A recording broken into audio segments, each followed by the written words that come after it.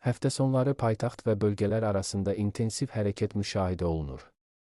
İstirahət və səfər məqsədilə yola çıxan sürücülərin sayının artması nəticəsində magistral və əsas avtomobil yollarında nəqliyyatın sıxlığı artır. Bu isə qəza riskinin yüksəlməsinə səbəb olur. Milli AZ xəbər verir ki, bu barədə DİPİ-nin çağırışında qeyd edilib. Daxili İşlər Nazirliyinin Baş Dövlət Yol Polisi İdarəsi bildirir ki, hərəkətin təhlükəsizliyinin təmin olunması məqsədilə Respublika ərazisində nəzarət profilaktik tədbirlər gücləndirilib.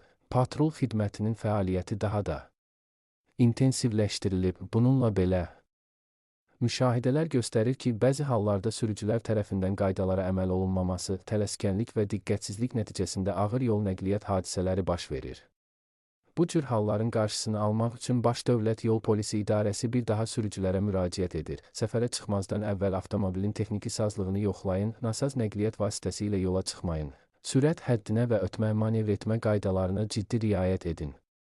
Hərəkət zamanı hava şəraitini və yolun vəziyyətini nəzərə alın, uzun məsafələrdə fasilələrlə hərəkət edin, yorğun və yuxusuz halda sükan arxasına əyləşməyin.